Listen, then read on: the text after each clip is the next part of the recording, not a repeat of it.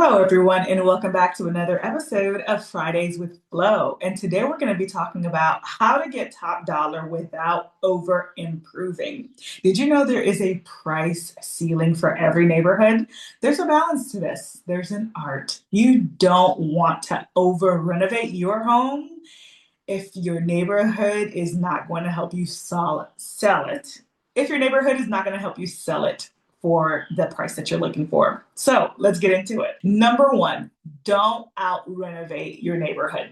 All right. There is, as I said, a price ceiling for every neighborhood. And so high end upgrades in a mid range neighborhood may not always yield you exactly what you put into it. Oftentimes we think, well, I'm going to go ahead and put granite countertops. I'm going to do the high end cabinets and soft close cabinets and everything that's going to scream luxury.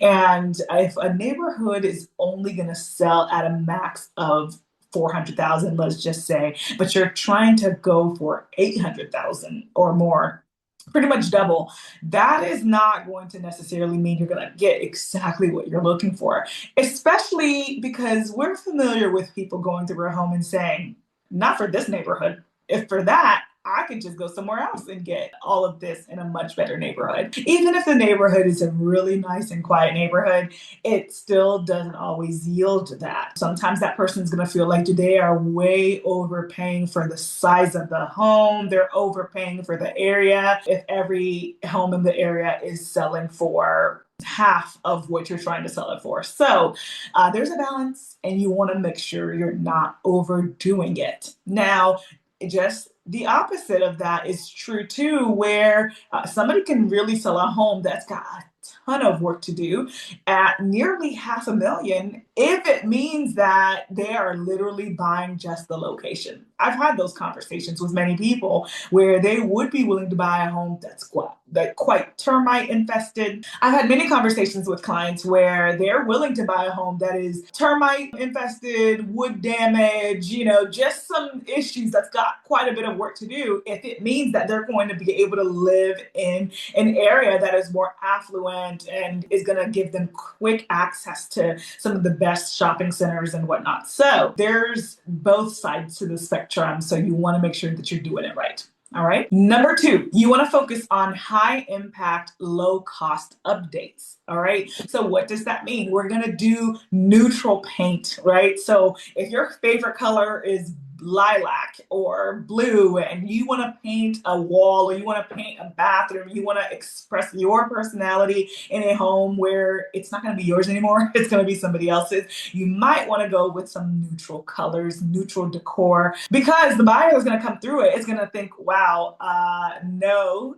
And they're only focused on the color. Although the bathroom has a lot more potential, it's a really nice bathroom. Overall, they're focused on that color. And for you, you think it's the best color, but not everybody else. So neutral allows people to see the vision without getting distracted by your personality and other characteristics. I would advise lighting to be neutral as well. Some homes you walk through, there's a lot of like chandeliers and kind of like the crystal gem kind of light fixtures in every closet, in every room.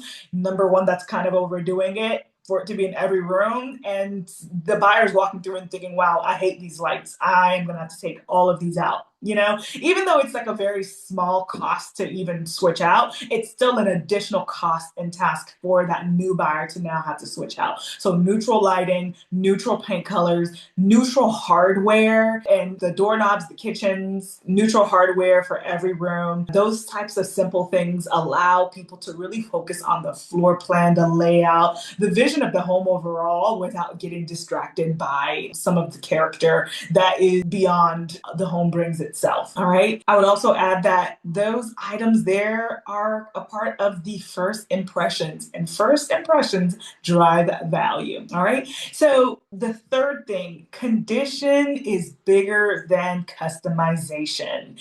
Clean homes are always going to be a lot more appealing. It's as simple as making sure that the floors are swept and mopped and that there's a fresh, neutral smell the minute the person walks in. There are a lot of factors and characteristics that can stand out to somebody, but the maintenance and the condition of the home is going to scream much louder. If we're opening the cabinets and we're seeing old, worn down cabinets underneath the sinks, and we're seeing a lot more systems like the HVAC and the water heater outdated, that means that's a cost that's coming up for that new homeowner very soon. If not now, in the next 2 months, certainly within the next year or so, they're going to have to replace those systems. So those are kind of things that you might want to keep in mind when, instead of spending too much on the customization of the home, you've added a new closet system and you've done all sorts of these other things. The main thing that most people are going to be focused on is how well has the home been maintained. And ironically, this is going to end up coming back for you anyway in the home inspection. Once the buyer gets the home inspection report,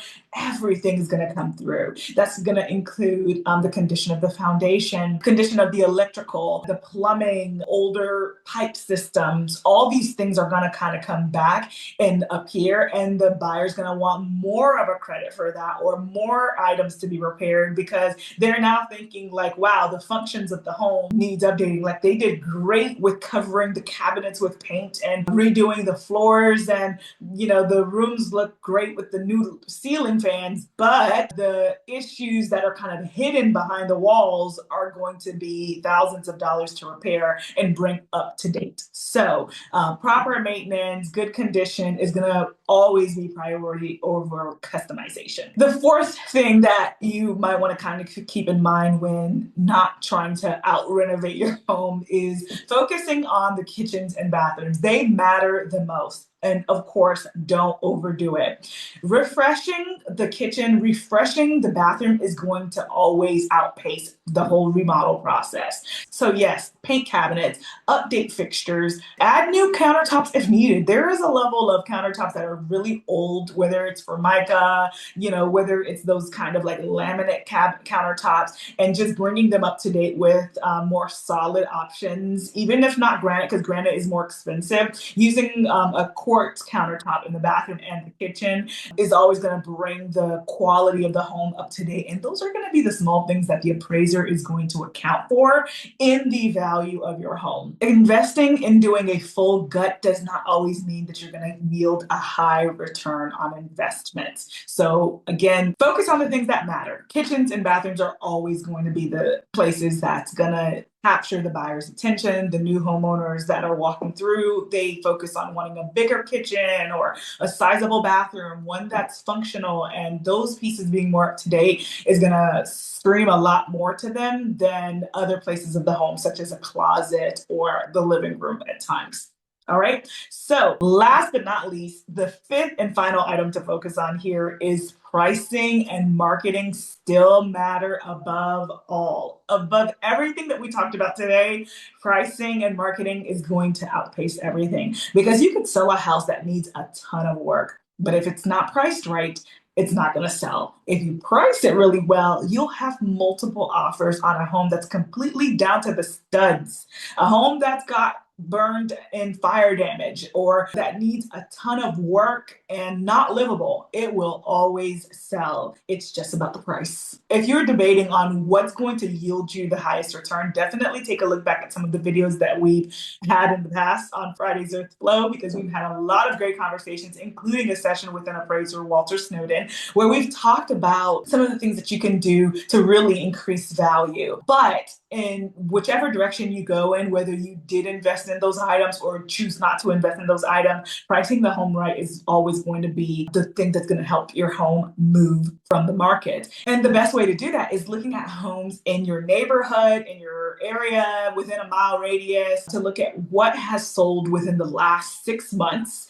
and what do they look like. What kind of systems or updates do they have in place? Because the appraiser is going to use those very comps to determine the value of your home. And they're going to compare those little things such as a new roof, new HVAC, new water heater, the type of countertops or cabinets they have, the kind of floors that they have. Is that home all LVP flooring in comparison to all the carpets that you have still in your home? They're going to be paying attention to the new deck that you have in comparison to the next home that doesn't have a deck, or a garage, and whether you turn that garage into a other bedroom because you guys don't want to use the garage, you prefer to have an extra room, So those are going to be some factors that are going to come up with strategically pricing the home right. Okay. And so it's definitely important to keep in mind that you cannot renovate your way out of bad pricing,